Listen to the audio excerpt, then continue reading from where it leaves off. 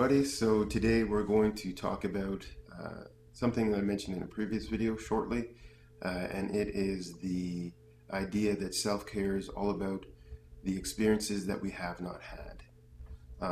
In this way, we're always looking for the thing that's missing, and that's very commonplace with self-care. But we're going to go a little bit deeper into that concept and realize what big of a difference does not having experience kind of create. So to make it a little bit more, let's say, logical and easy to see, if we have some child that's never played soccer, what do they lose? It's just a sport, and what's the big deal? The idea is that it shows the value of connections, teamwork, of determination, dedication. It shows a joy of camaraderie, all these things that we don't particularly seem to value in the overall experience, because we're just kind of bringing it down to its logical sense that being in a sport costs so much dollars, and therefore I can't afford this, and it's better if I take my child out for a treat, or that we go on this vacation instead, because being in Aruba is great. So this is going to be more beneficial for that kid. This is not particularly true, um, because it doesn't necessarily foster those personal skills. Um, so that being said, let's look a little bit more. Let's look at that in a more emotional way. So we did the logical thing. Emotionally, what would it take to rebuild the concept of a child never having a hug? This is comfort, this is support, this is appreciation, this is warmth, this is safety. How do we reinstall that experience into adult? And um, how does one perceive it once it's been away for so long? Does one actually really move towards this thing? It depends on the individual, actually. If a person is going to be a fighter, let's say, a resistor of things, they might move away from all things that are like that warm embrace style thing, because they don't need it and they're stronger without it. Therefore, their logic is, I've never had it, I don't need it, I am who I am without it, so tough. And then we might have the person who says, well, that's exactly what I need. That's the only thing I need. That's the only thing that's really important to me. I didn't have it, and therefore its value is super high for me, so I'll embrace it to the fullest. Either way, what will happen is somebody will um, paint over the truth with a kind of mirage style thing, which is generally over energizing a situation or circumstance in either a positive way or a negative way, like the two that we just talked about. So if I over energize it, give it lots of energy in a resistant way, I don't need it, then I will push away all things that are warm, loving, caring, affectionate, supportive. I will need none of those things. In that way, I block out the whole reality of that thing ever existing, um, which it didn't really, so that makes sense. Or I do the opposite. The only thing that's important in life is to be hugged. Therefore, love, nurturing, safety is my number one thing, making it very hard for me to live a balanced life.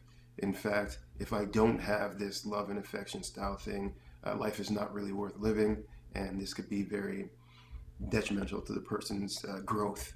Either of them is very detrimental to the person's growth. So then, what are we trying to do with self-care then?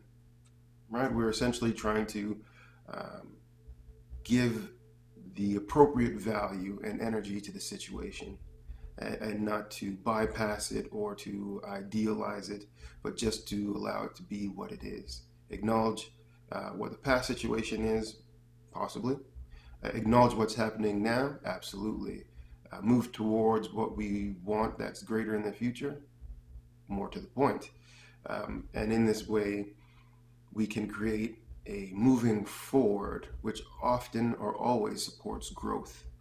And then we could build back in the elements that are important, essentially reducing the resistance to receiving them, or reducing the, let's say, tendency to let's say, believe too highly in a thing, right? Therefore, we don't get let down as largely because it is the appropriate value to the thing, and also we don't resist it because it's appropriate. It's nothing more than essentially the action of being hugged, but the value behind that kind of spreads out into the rest of life because a hug, like most things, is an experience and it's not particularly just the action itself. In this same way, if we look at the school system, the fact that they are, or have, let's say, taken out the ability to have detention, which is a repercussion for bad action, the let-in of electronic devices into a learning atmosphere also then disrupts the fundamentals of learning, the patience, the time, the dedication, the lack of distraction, the increase in focus, and the increase in the resistance needed to get to an end goal. That, and as well as the depreciation of books, which foster that slower the value of gaining progress, which is very, let's say, synonymous with life. You don't gain anything overnight in life. Therefore, creating environments where everything is gained quickly is destructive not only to the singular individual, but to humanity altogether. This being said, if we are promoting these things in our way of teaching people or children, then we must realize that all our parents and our parents' parents, every single time they said, oh, these kids know nothing about patience or understanding or good music or nice clothes, they have no clue. They were right. In fact, we don't have a clue. And therefore, we end up in trickier situations than they were in when it comes to the improvement and the drawing out of the potential of the human being. This being said, what it took to create beautiful music when the composer had to do it from the sounds of nature, I'm going to say is, or takes a little bit more skill and patience than it would to create the same kind of thing but from an electronic based device. So in this way, what we'll have when we reverse that, and now the children grow up without that experience, we will have problems that children can't solve because it requires resources that they don't have. They were never developed. And then in trying to bring forth this deeper resolve to take on this new challenge from something that we've never learned, we are far past our ability when we hit that circumstance. And in fact, the feeling of being out of our depth in something that seems so simple and so easy is very, let's say, damaging to the idea of our character, the way we think of ourselves. If we think of ourselves as capable and we hit something like that that is impossible to overcome with our resources, then the truth really comes out very quickly that we're inadequate for that thing and we don't take it appropriately. The appropriate measure is to learn more, take in more information, so therefore we can achieve this thing. But if I deem it impossible and nobody can do it, you see, now it's saying that I am incapable and inadequate to do something that should be easy, and you can see the challenge that causes to a person's perception of themselves. And in fact, they might go to elders that are going to tell them, well, all you need is patience, which is true, but they don't have the, let's say, traditional version of what that thing is. They haven't had that experience. So this advice that's actually very powerful in its origin is extremely destructive to this individual. Actually, not necessarily the individual, but the perception of that individual towards the advice and towards what it takes to bring that forth. Therefore, if we wanted something constructive from that older adult, we'd have to look for something that looks more like a process as opposed to the thing itself.